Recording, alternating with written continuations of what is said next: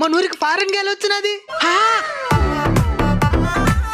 చూస్తా ఉంటేనే చచ్చిపోవాలనిపిస్తున్నది. చూద్దాం పదరా. అబ్బా మేడం ఫారెన్ నుంచి వచ్చిందనేవో, ఎక్కడి నుంచో పారిపోయి వచ్చినట్టున్నది కదరా.